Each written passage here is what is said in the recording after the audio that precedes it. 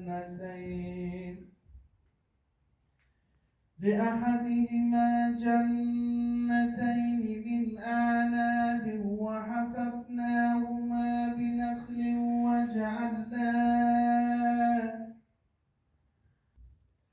وكان له ثمر فقال لصاحبه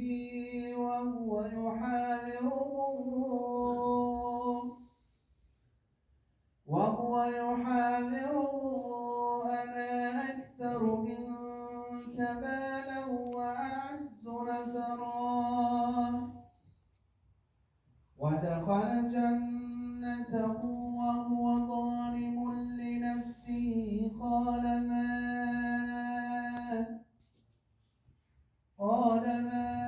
أظن أن تبيد هذه أبدا وما أظن والأنفس والثمرات وبشر الصابرين سبحان ربك رب العزة عما يصفون وسلام على المرسلين والحمد لله رب العالمين. اللهم تقبل منا هذه التلاوة القرآن واجعله لنا إماما ونورا وهدى ورحمة. اللهم ذكرنا من جماعتنا وعافنا من جماعتنا وارزقنا تلاوته وعلى خير صبر وصلى الله على خير خلق محمد وعلى آله وصحبه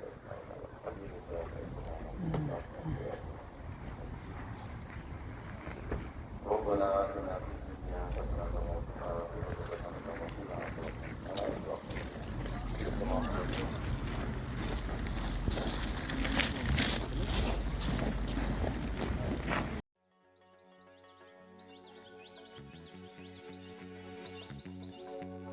من بنده به نام حضرت الله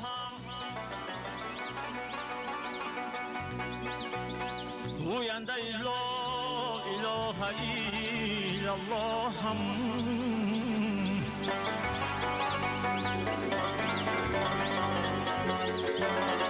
من دوستم به چار یار سرور دین در دین محمدی رسول الله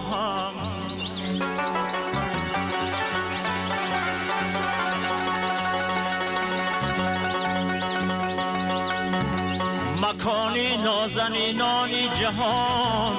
در گور می باشد با این عمری دو سه روزه کسی مغرور می باشد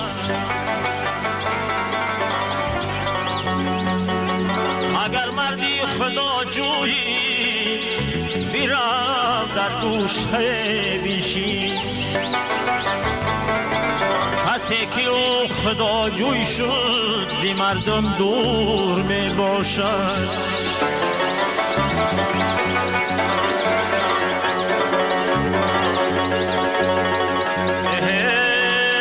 از این معنی خبرداری دلی مومن میازاری اگر ذوقی توی بنده بهشتی حور می باشد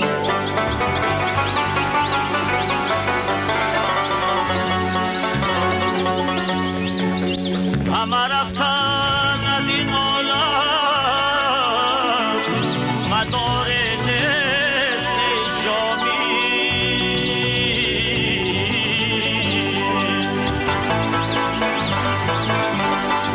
تنه در زیر خاک آخیر خوراکی مور می باشد